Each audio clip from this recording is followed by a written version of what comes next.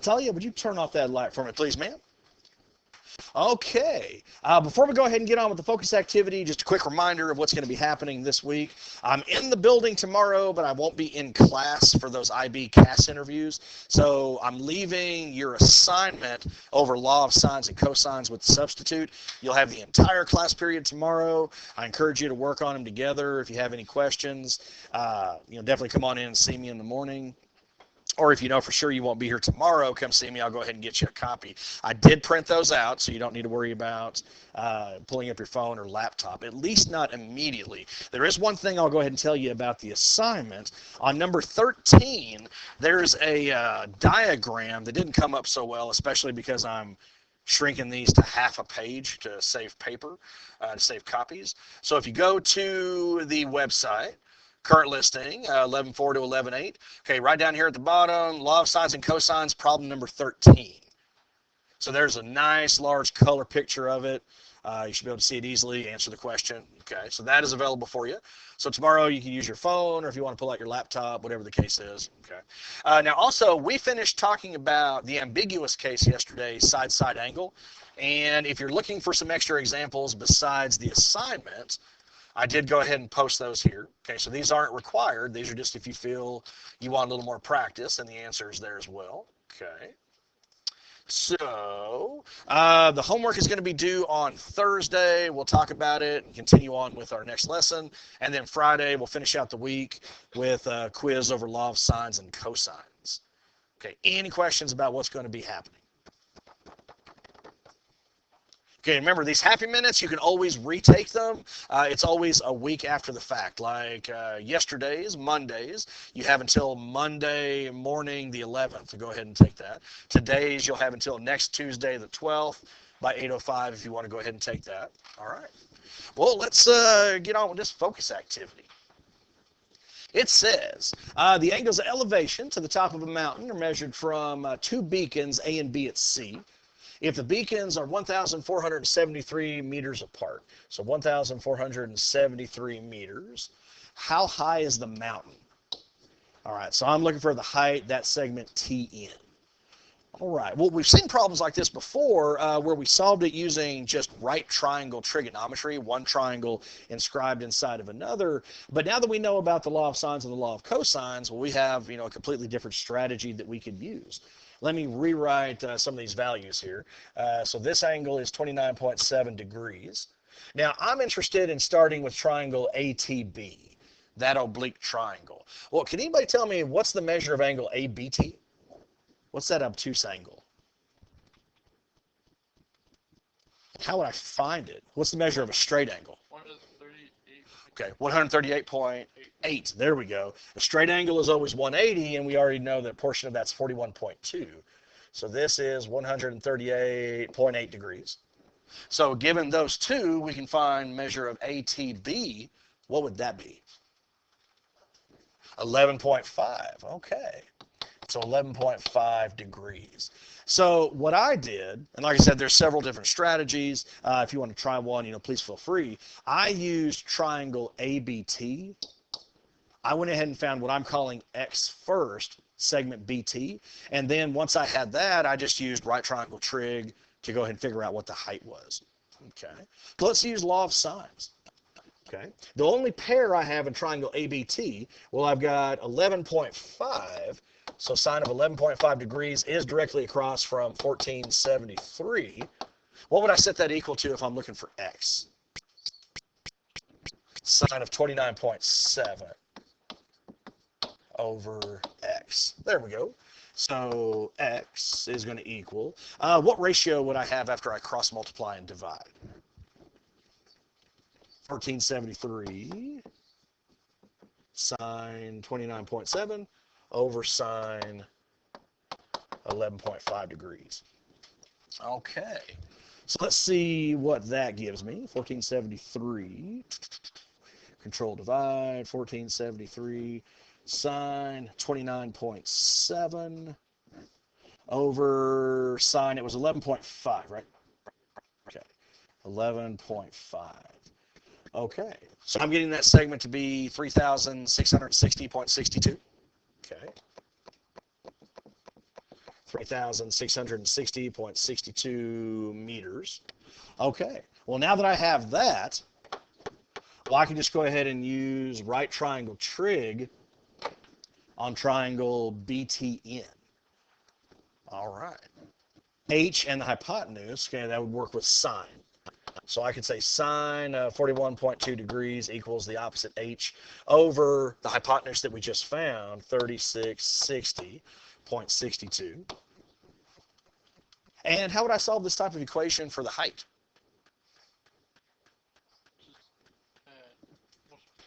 Just multiply through by that denominator. So I'm going to go ahead and take the value that's already in my calculator times sine of 41.2. Okay. So I got the height to be about 2,411.2 the way I did it, 2411.2.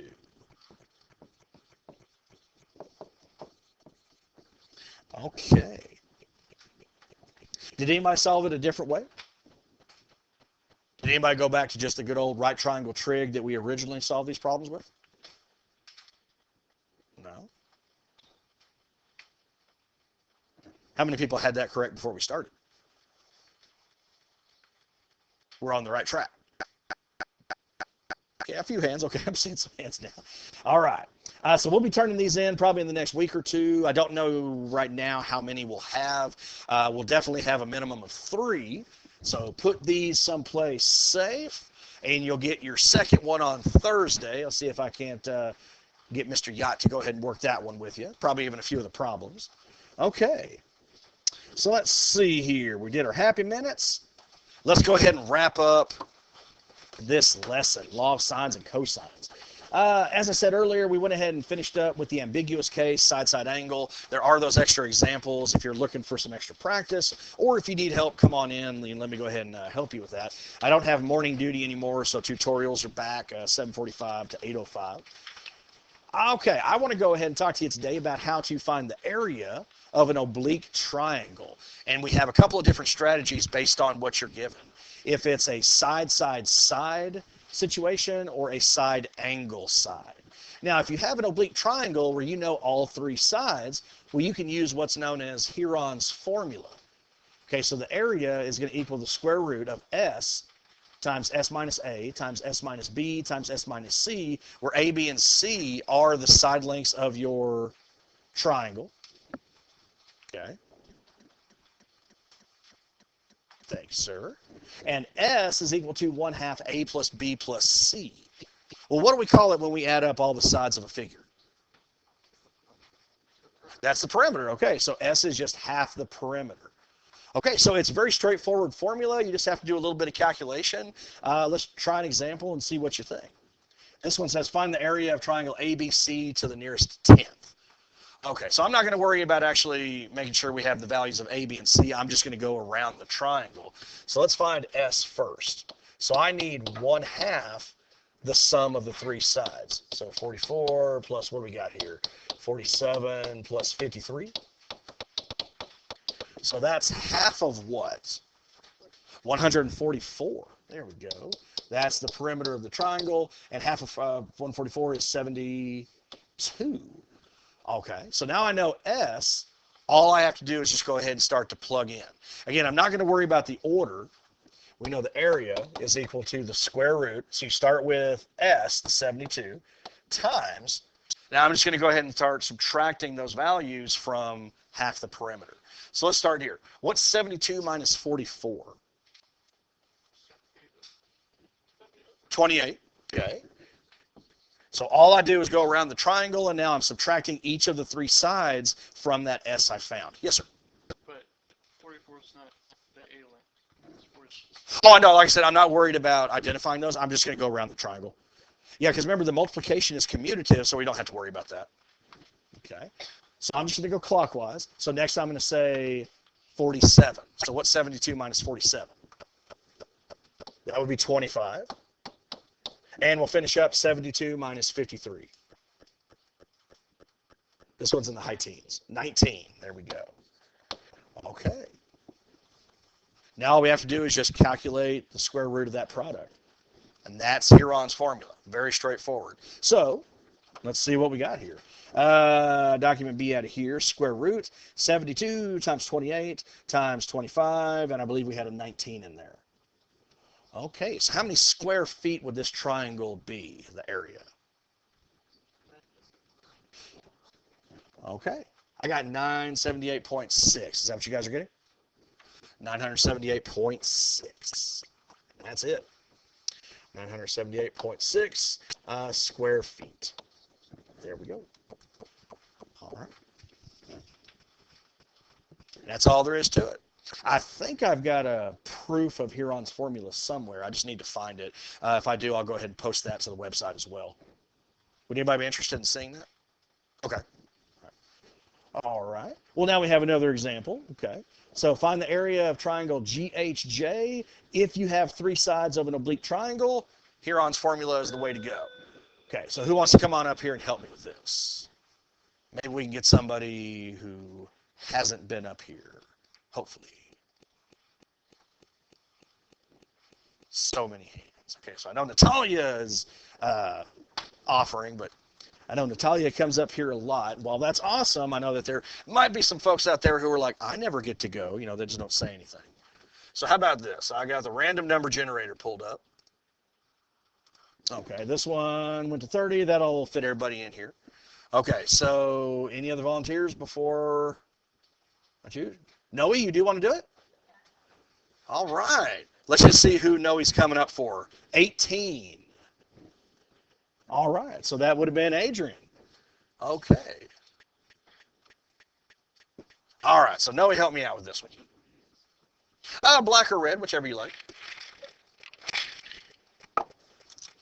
Oh, do you want the headset? No? Okay. Want to say hello? Hello. I like he waved at it too. That's awesome.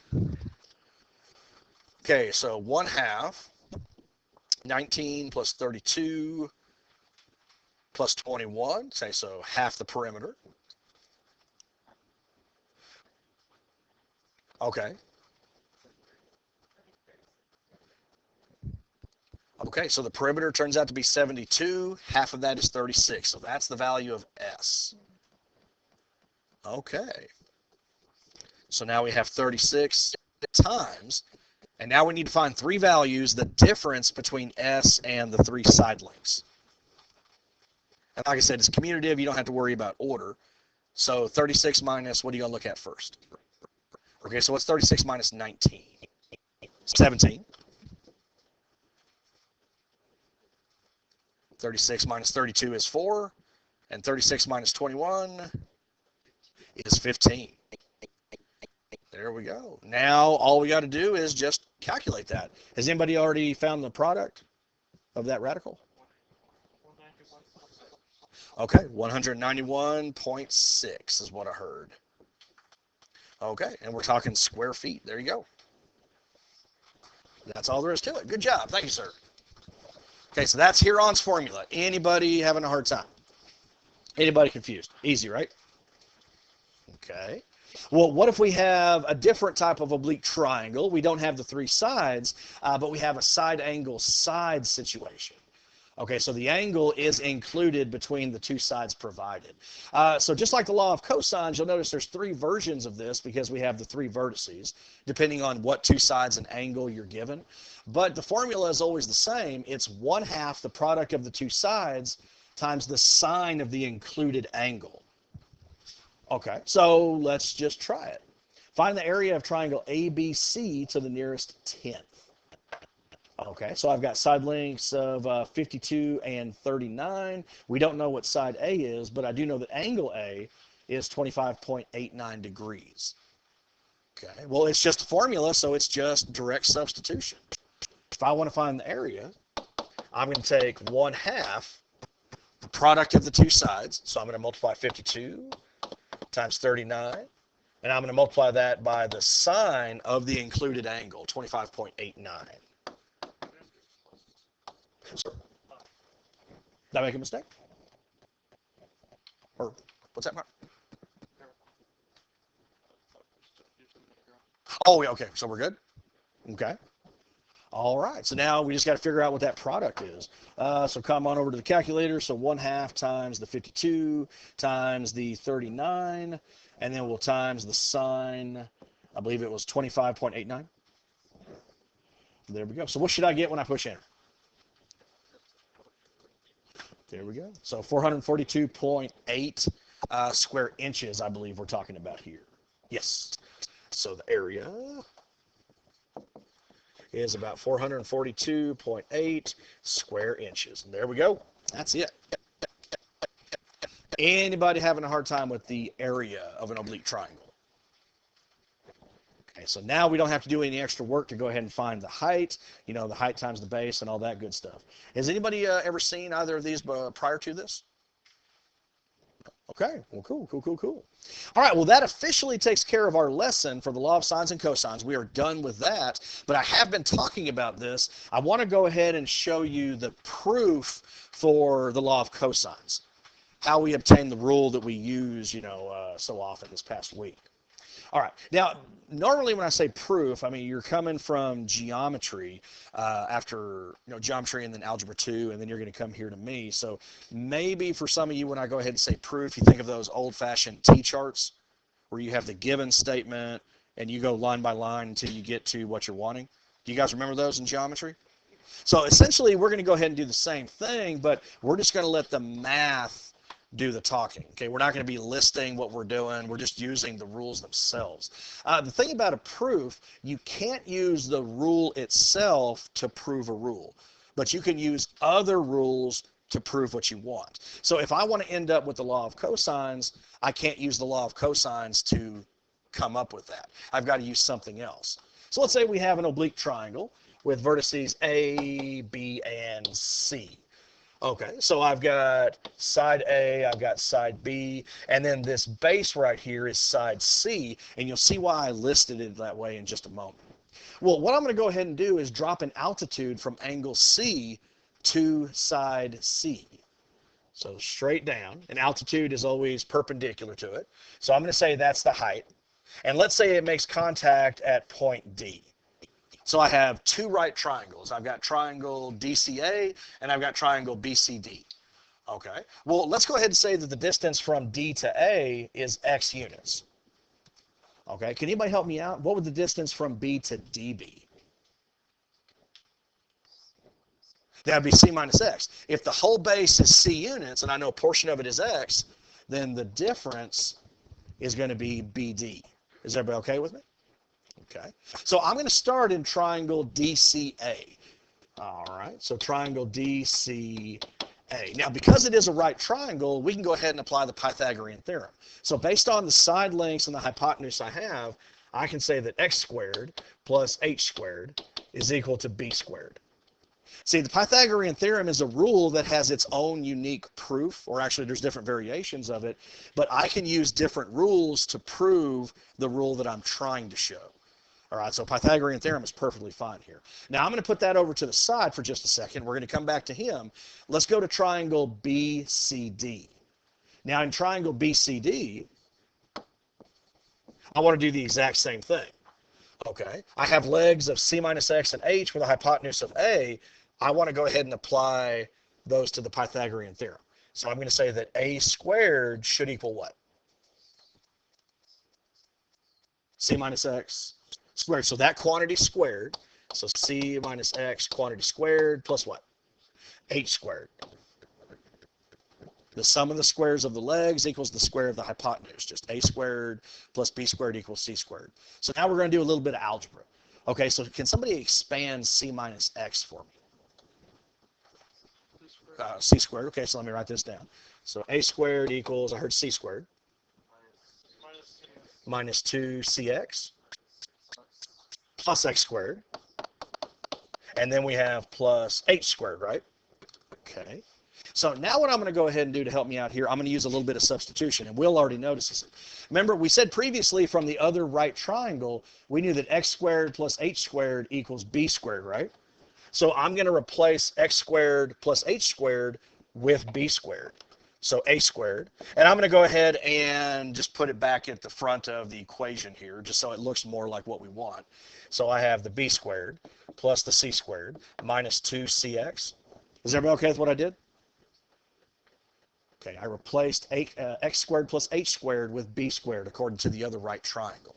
Now, it's looking very much like the law of cosines, right? There's just one little part that I'm missing. So I'm going to go back to the same triangle now, triangle DCA. I want to find the cosine of angle A. So what would the cosine of angle A be in triangle DCA? X. It'd be x over b. Remember, it's x over r adjacent over hypotenuse. So it's x over b. What if I wanted to solve that for x? What would I do? I'd multiply through by b, right? So I know that b times the cosine of a is equal to x. Well, I'm going to go ahead and use substitution one more time. The x that I have from the Pythagorean theorem in the other right triangle, I'm going to replace that. I'm just going to substitute that in. So what I've got here is a squared equals b squared plus c squared minus 2cx, but instead of 2c times x, I know x is b cosine of a.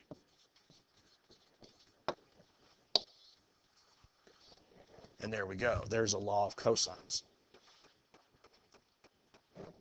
See, it wasn't too horrible. A little bit of algebra, just using Pythagorean theorem and one right triangle trig function.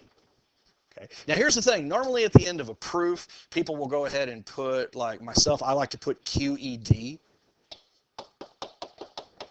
Okay. Does anybody know what QED stands for? Quite enough done. That's probably one of the more common phrases because you want to indicate to the reader that you've accomplished what you set out to do. This is the end of the proof. Or sometimes little symbols will be used in place of that. But for this one, I can't place that. Okay. Can anybody tell me why I'm not actually done? See here, how many versions of the law of cosines are there? Well, not infinite. There were 3. Okay, one for each of the 3 side lengths of our triangle. Remember, we had one that started b squared equals c squared equals. So if you wanted to go ahead and come up with those derivations, that proof for those, all you'd have to do is go back to your original triangle and kind of rotate the vertices. And then you can go ahead and start again. So basically, this is only 1/3 of the proof. Okay. This is very similar in idea to what you're going to be doing tomorrow, number 14 on your assignment. That one's going to ask you to derive the law of sines. So my hint on that one is to go ahead and use right triangle trig. Okay. Now this one is definitely more work. It shouldn't take near as much work to go ahead and prove the law of sines, but use right triangle trig to help you out with that. Okay. So I'm not going to worry about going through the rest of it because I think you have the idea now. You can go ahead and get the other 2 pretty easily. Now there is also another version because this was an oblique triangle that had 3 acute angles. So what if we have an oblique triangle that has 1 obtuse angle? You could still run through something very similar, but I'm not going to go ahead and complete this today, unfortunately, because this proof requires a difference cosine rule. Does anybody know what the difference rule is for cosines? We haven't talked about it yet. In fact, we won't get to talk about it until after Christmas. So that's why I'm not going to go ahead and worry about showing it to you now. It is online if anybody wants to take a look, and I did define that rule. But I'll just kind of get this started for you. Let's say you have a similar triangle, ABC, where you have side A, side B, and side C. Okay. Well, I still want to go ahead and drop from angle C, okay, a segment that's going to be perpendicular to the base. So what I'm going to have to do here is extend this side AB so that it comes down right here. So let's say where it stops, that's going to be point D again. That would represent the height of the triangle. And just like before, let's say the distance from A to D is X. So can anybody tell me what's the distance from B to D? C plus X. There we go, because we have the 2 portions. Okay, so C plus X. But by doing this, you'll notice again, I've given myself 2 right triangles, just like before. I've got triangle ACD, and I've got right triangle BCD. So here's the thing, and this is where I'm basically going to stop. Angle A represents this angle right here. So that's BAC. That's angle A. Now, in order to go ahead and do what we did a moment ago for triangle ACD, you need to know this angle right here, CAD. But you'd have to write it as 180 minus A. Because that would make sense, right? The measure of a straight angle is 180. So I would just take the angle that I have and subtract it. Okay. But see, that's where the difference comes from. When you go ahead and take the cosine of that angle, you'd have cosine of 180 minus A, and you'd have to know how to simplify that. Okay. So, but like I said, it's on the notes online. I'm not going to go ahead and finish right there, but it is very, very similar to what we just did here. Any questions on that? Cool. And see, it's just basic algebra. This is proving why we have these rules. Okay. I can tell you guys are as excited as I am. Awesome. Okay. All right. Well, let me go ahead and do this then. We are going to finish with some notes because I'm not going to be here tomorrow. So on Thursday, I'd like to go ahead and just get started immediately. Here we go. So we're going to go ahead and copy down the cosine and the sine characteristics for their graphs. Okay. Yes, sir. Yeah, I noticed that. I'm going to have to make some additional copies. I'll have some on Thursday, but for right now, just go ahead and copy on a piece of paper. That's crazy. It's been a long time since I've run out. Apologize about that. Okay. So here we go. And if you have any questions about any of these notes, or if you're having trouble reading it, let me know. Oh, did you already get the picture? Dang.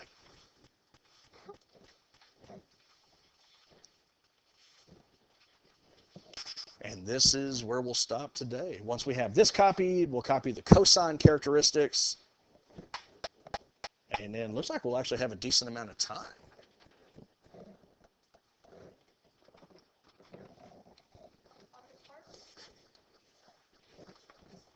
On the part with the maximum. Oh, right here? No, that's the curvy E symbol that we've seen before. That means belongs to or is a member of. So this is saying that K is an integer. Okay.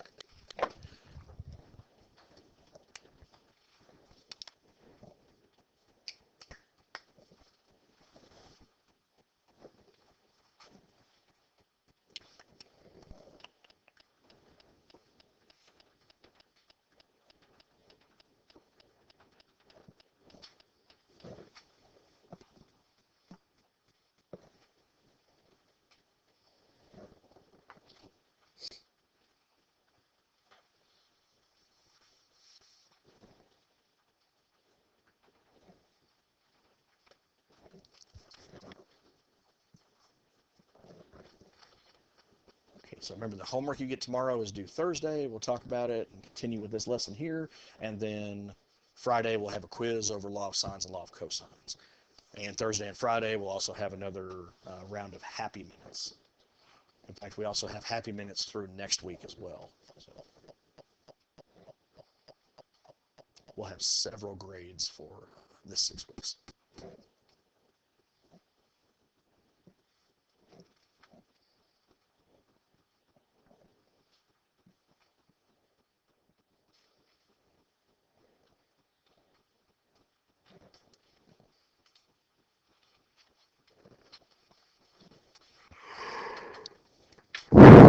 Ooh, excuse me.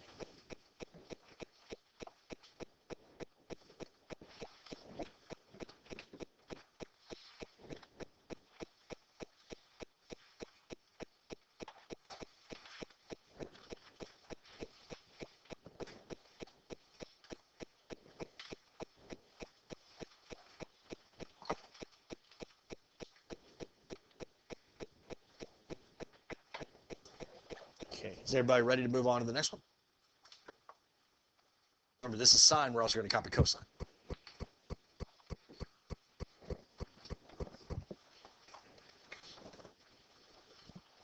Okay. All right, here is or here are the cosine characteristics.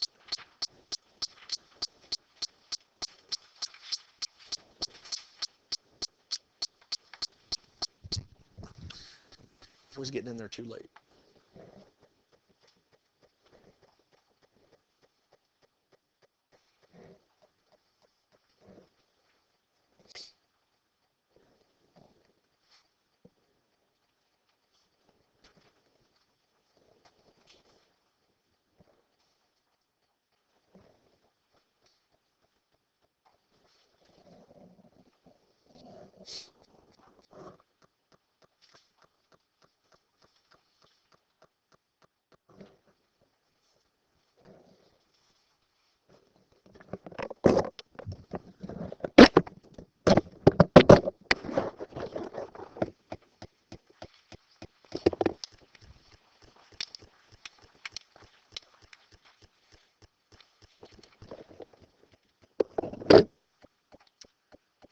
Okay, and when you're done, we can put the calculators up to the front. That's all we got.